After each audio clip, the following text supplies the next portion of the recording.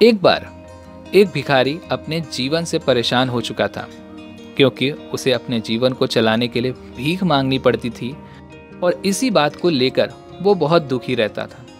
दिन भर यही सोचता था कि उसके जीवन में बदलाव कैसे आएगा। यह सोचकर वो बहुत ज़्यादा निराश हो जाता। वह हर दिन देखता कि बहुत सारे लोग निराश होकर आंखों में आंसू लिए विभिन्न चिंताओं से परेशान लोग गौतम बुद्ध की तरफ जाते, लेकिन लौटते समय वे सभी लोग बहुत ही खुश रहते। वह भिखारी यह समझ नहीं पा रहा था कि महात्मा बुद्ध उनके साथ ऐसा क्या करते थे कि वे लोग इतने खुश हो जाते थे। वापस लौटते हुए लोगों के हाथों में ना तो ढेर सारे पैसे होते थे, ना ही सोने चांदी। तो फिर ऐसा क्या होता था कि लोग महात्मा बुद्ध के पास से लौटते वक्त इतना खुश होते थे। यह सब सोचने के बाद उस भिखारी ने भी निर्णय लिया कि वह भी महात्मा बुद्ध के पास जाएगा और देखेगा कि ऐसा वहां क्या हो रहा है कि दुखी लोग उनके पास जाकर खुश हो जाते हैं। वह अगले दिन ही महात्मा बुद्ध से मिलने के लिए उनके पास चल पड़ा, जहां महात्मा बुद्ध मौजूद थे और बहुत लंबी कतार लगी हुई थी। वह भिखारी भी कतार में लग गया। कतार में लगकर वह अपनी बारी का इंतजार करने लगा।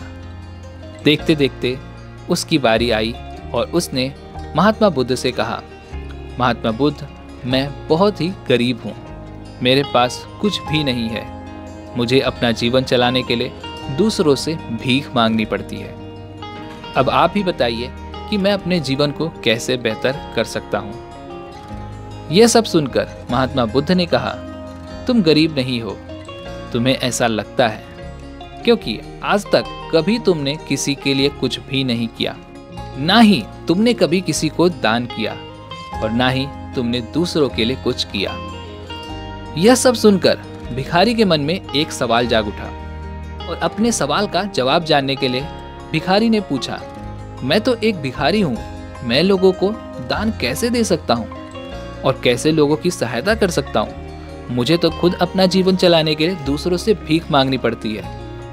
महात्मा बुद्ध चुपचाप यह सब सुन रहे थे और फिर उन्होंने कहा, तुम्हारे पास हाथ है जिससे तुम लोगों की सेवा कर सकते हो, दूसरों का भला कर सकते हो।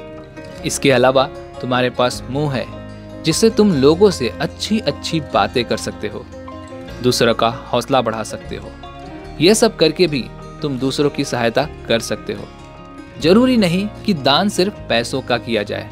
हम चाहें तो हम शिक्षा का भी दान कर सकते हैं, चाहे तो अन्न का भी दान कर सकते हैं। ऊपर वाले ने अगर किसी को पूर्णतः अच्छा शरीर दिया है तो वह कभी भी गरीब नहीं है, बस उसकी सोच ऐसी है कि वह गरीब है। उसे इस विचार से हटकर दूसरों की सेवा में लगना चाहिए।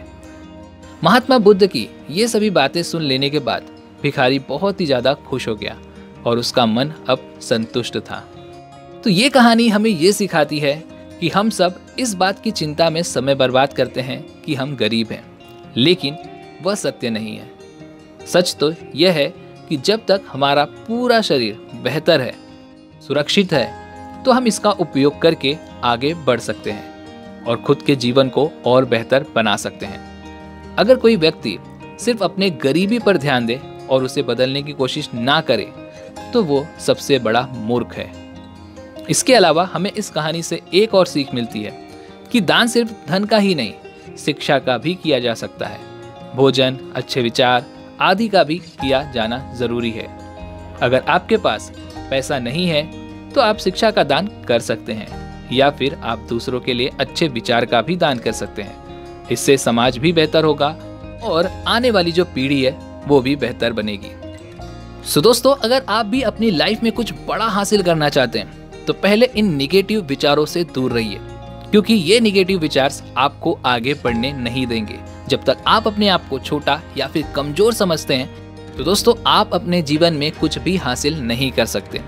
वहीं पर अगर आप इन निगेटिव विचारों को छोड़कर पॉजिटिव विचारों को अपना लेते हैं तो दोस्तों समय जरूर लगेगा, लेकिन आप अपने लक्ष्य को हासिल जरूर करेंगे। तो पॉजिटिव विचारों को अपनाइए और अपने जीवन को बेहतर बनाइए।